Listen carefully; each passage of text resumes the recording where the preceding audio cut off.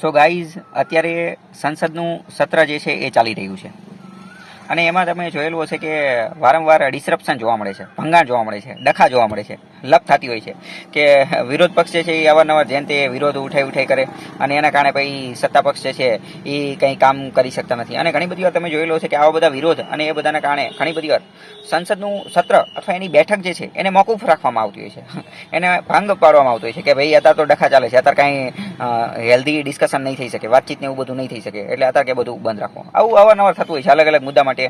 એમાં કોઈ એક સરકારને કોઈ લેવા દેવા નથી, દરેક સરકારની વખતે અલગ અલગ ટાઈમે જે છે આ બધી વસ્તુ થતી હોય છે. તો આ બધાની વચ્ચે આપણે એક મહત્વનું કામ કરી શકીએ. આપણે પાર્લામેન્ટરી સિસ્ટમ, સંસદીય પ્રકારની વ્યવસ્થા ધરાવીએ છીએ, જે આપણે બ્રિટન, યુકે પાસેથી એને ધ્યાનમાં રાખી અને લીધેલી છે. તો યુકેની અંદર પણ પાર્લામેન્ટરી સિસ્ટમ છે અને ત્યાં એક અત્યંત મહત્વની બહુ સારી બાબત જે છે એ જોવા મળે છે. ત્યાં એક બાબત એવી હોય છે કે અપોઝિશન ડે. સંસદનું સત્ર જ્યારે ચાલુ હોય ત્યાં તો ત્યારે એક દિવસ અથવા 2-3 દિવસ અમુક સમય જે નક્કી કરેલો હોય એ અપોઝિશન ડે તરીકે ઘોષિત કરવામાં આવે છે.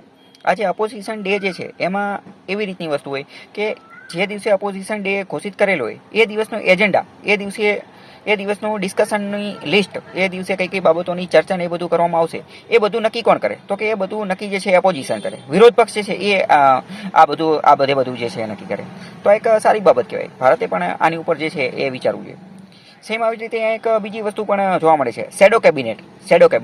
એટલે કે અહીંયા આપણે કેવી રીતે હોય કે કેબિનેટના અલગ અલગ મંત્રીને એવું બધું હોય, તો સેમ એવી જ રીતે વિરોધ પક્ષના લોકો જે છે એ પણ પોતાની રીતે જે છે એ મંત્રીની બધું હોય. જેમ કે શાસક પક્ષના શિક્ષણ મંત્રી હોય, ડિફેન્સ મિનિસ્ટર હોય, હોમ મિનિસ્ટર હોય, તો એવી રીતે વિરોધ પક્ષ જે છે અથવા અન્ય પાર્ટી કે જે સત્તામાં નથી, તો એના પણ પોતાના આવા કેબિનેટના મિનિસ્ટરને આવું બધી વસ્તુ જે છે એ હોય છે, જેને શેડો કેબિનેટ જે છે કહેવામાં આવે છે.